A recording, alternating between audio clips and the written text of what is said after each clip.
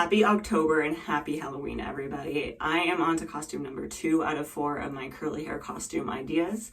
This one is one of my favorites because it's so customizable just in general, but also really to the climate. So if you live in a colder climate, this is really easy to make it nice and warm so you don't freeze while taking your kids trick-or-treating. It's also really easy to make it nice and cool. So I'm going to show you my version today of what my curly-haired steampunk costume would be. Steampunk is a subgenre of sci-fi that looks at alternative realities based off of kind of the Victorian time, Victorian technology, which was steam a lot at the time. And it's kind of a similar concept to the Jetsons, how the Jetsons they took technology and thought, what would this look like in the future? So this is taking that steam technology, what people at the time during the Victorian era thought that technology might advance, using that steam technology. The actual costume design, a lot of the time, is both very focused on Victorian costume and the Wild West. This video will have a very similar layout to my last video, where I'll start with how I do my makeup for this costume. Then I'll show you the costume pieces itself. Then I'll put on the costume and I'll go through my hair with you. I'll show you what everything looks like from a distance. Everything will be linked down in the description box below that I can find online or something similar if I can't. And let's go ahead and get started. If you are new to my channel, hi, my name is Lena and welcome to my bathroom. So starting off with makeup, I've already done my primer. I went in with the e.l.f. Poreless Putty Primer. So the next thing I'm going to do is I'm going to go in with my eyelid primer. I'm going in with the e.l.f. eyelid primer in the color Sheer. And I'm just going to apply this to my eyes. The next thing I'm going to do is I'm going to go in with my eyeshadow. And I will be using the e.l.f. Rose Gold Sunset palette. And I'm going to be going in with this color here on the end. And I am actually going to bring this down onto my eyelids too, and you'll see why in just a minute here.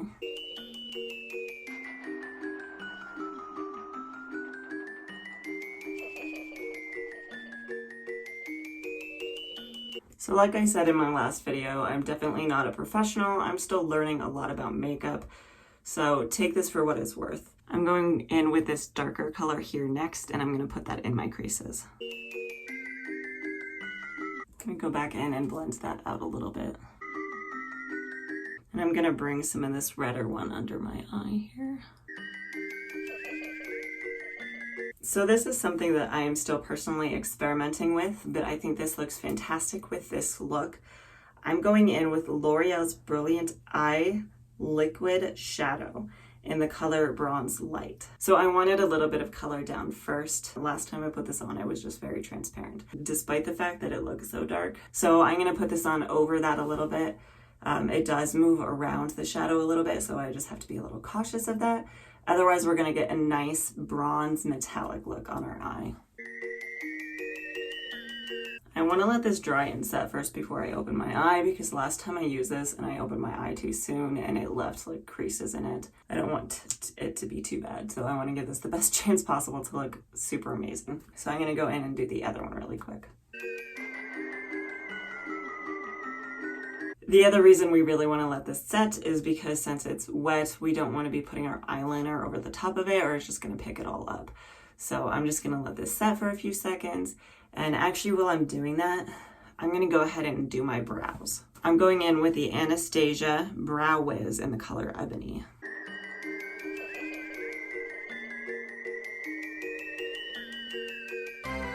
Now I'm going in with my eyeliner, and I'm going in with the CoverGirl Perfect Point Plus in the color Black Onyx. And I'm just going to come in here along my line, and then under my eye. And then just repeat. Now I'm going to go in with my foundation and my concealer. I'm going to be using the Rimmel Stay Matte Foundation in the color Porcelain Ivory and the Maybelline Instant Age Rewind in the color Ivory.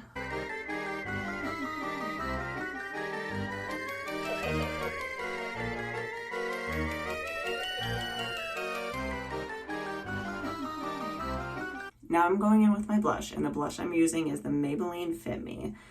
and it's in the color wine. I think because this is kind of based on Victorian time, we want kind of on the apples of our cheeks. I know the style right now is to kind of do here, but that's at least where I'm going with this.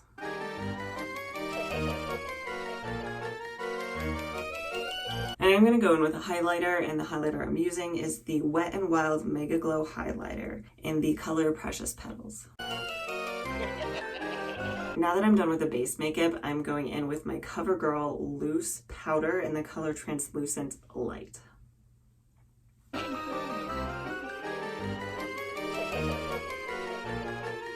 For mascara, I'm going in with my L'Oreal Voluminous Lash Paradise in the color Mystic Black.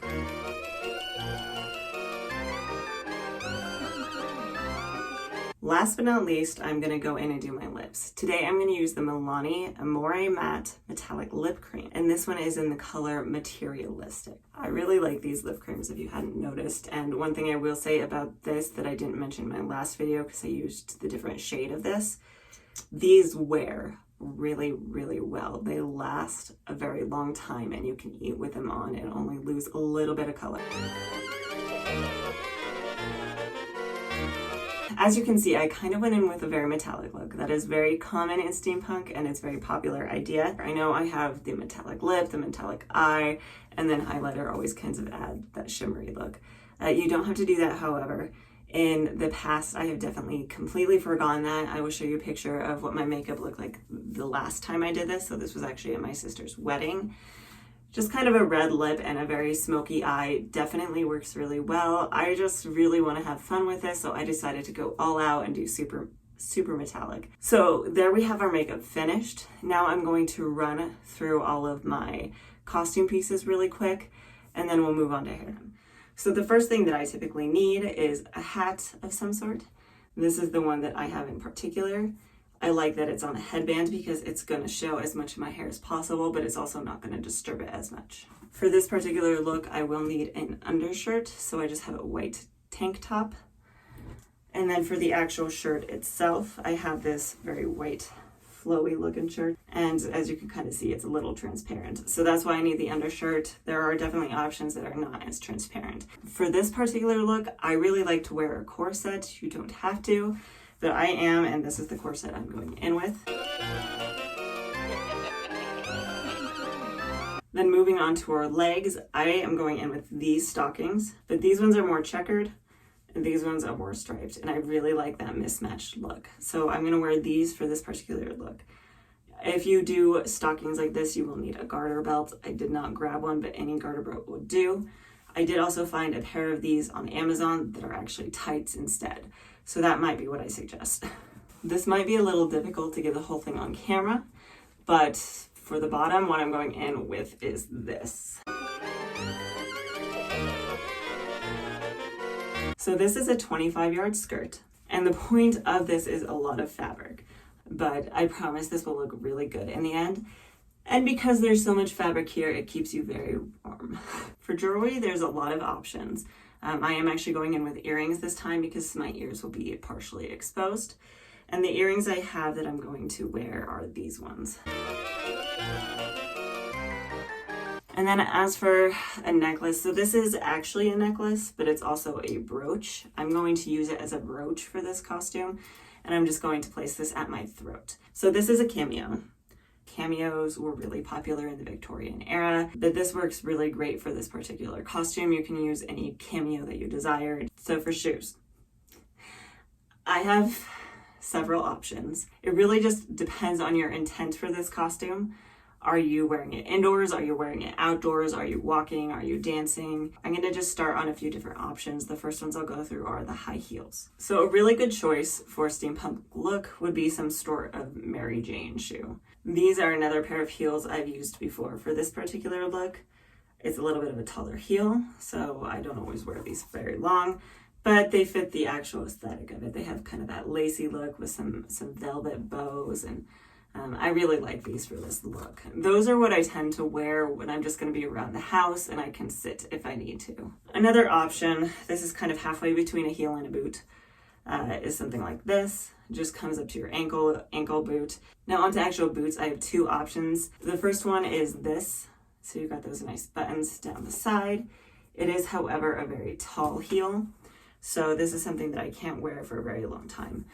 These are the ones I actually wore at my sister's wedding. That being said, I wore these for the pictures and for the actual ceremony. But when it came to the actual party and the dancing, I switched to these. So it's similar color concept with this actual costume, whatever works best for you, but just lace up the center, tall boot, flat. These are really great if you have to move around a lot, if you're going trick-or-treating with your kids and have to walk a lot. So there's the costume.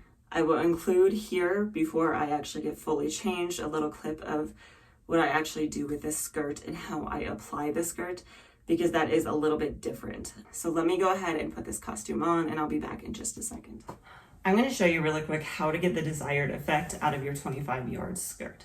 So the first thing I want to know is we're going to tuck our shirt in. Then we're going to reach down in front of us and grab about halfway up. And you do want to make sure this is in the front, not in the side. We're going to pick this up and then we're going to bring this over to our hip. You can tuck it as high or low as you want to get the desired ruffled effect. And then we're going to do the same on the other side. But this is how you're going to get that desired effect of shorter in front and longer in the back. If you do end up going without a corset, I would definitely recommend safety pinning these in place, because that way it'll keep them where you want them and they aren't going to fall out. But if you do opt for a corset, the corset will typically keep those in place for you. On the note of a corset, so this is the one that I have that I'm using for this particular look, you do typically want to go one size bigger if you're doing this particularly for this look, because with all this fabric, it's going to give you a little extra padding. So if you don't want to have the panel open in the back like that, if you want to have this panel closed, you are going to want to go for one size bigger. But if you're okay with having that panel in the back, or you're just repurposing a corset that you already owned that you just want to use for this look, that is something to consider. Okay, so I took my hair down. I'm not completely in costume yet because I wanted to wait to finish up until I'd done my hair. But this is what we're working with. I did wash my hair this morning. If you have curly hair like I do and you are curious what routine I followed, I did use the Dove Amplified line, and I do have a review of that, so I'll link it above if you want more information. I know I've said it before, I really hate the scent of these, but these results are just so amazing. I think it's worth putting up with that cologne scent to get this. I really like the way this turned out. I have a lot of really nice ringlets and a lot of really nice clumps, which is perfect for this particular look. I actually did do another video where I included this look in a list of other easy hairstyles that you could do. So I'm still gonna include it here just because I want to show it full in costume and kind of talk about it a little bit. The first thing we'll need is just a ponytail. So I'm gonna put my hair up. The way I've done this in the past, and we'll see if this still works because my haircut is a little bit different, is you part it on the side. And not just like the side, but like the side. So you want the part along your temple.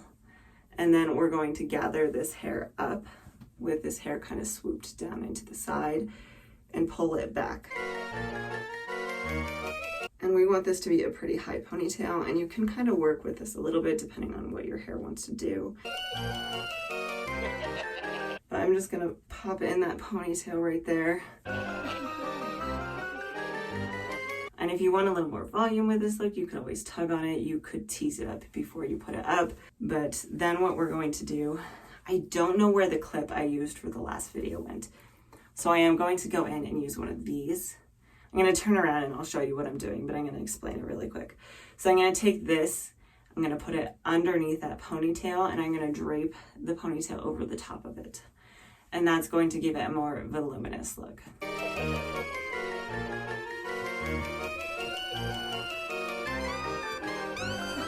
I find that the best placement for that clip is going to be just literally right over that ponytail. So this was just a really simple hairstyle. There's nothing really super fancy about it.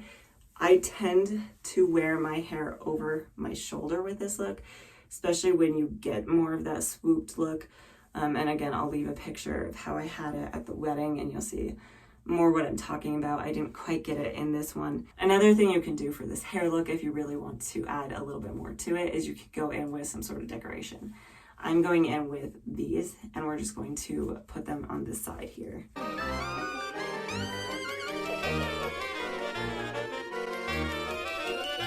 So we add our hat on top for this final look, and this is kind of what we have going for us. So I now have the entire costume on, and I gotta say, I can't wait to show you this from all angles because it just looks phenomenal and it always makes me feel fantastic. That being said, I do want to mention that, again, part of the reason I like this is because it's just so customizable. If I were to go trick-or-treating in this, like I said, I would wear the tall flat boots. Those are gonna help with walking. And you can find a ton of steampunk inspired coats that I might wear over the top of this. On the other side, if you are going to a party that you're going to be surrounded by a lot of people and you don't want to be too warm, you could go with more of a peasant blouse type look up top and do shorter cap sleeves, and that would look phenomenal as well, but it would help to keep you a little bit cooler. So hopefully you liked this look. Hopefully this gave you some inspiration for something that you could do for yourself. Really just have fun with it. It's such a fun one to do, and especially with curly hair, I feel like it really just fits very well. You can do a lot with it. So hopefully you liked this video. I do post a new video every Tuesday. The next 2 videos will also be costumes, and they are actually Disney character related. So if you are curious to see those, like and subscribe. I also post a lot of other curly hair and healthy hair content. So if that sounds like something you are interested in, like and subscribe as well. And hopefully I will see you next time.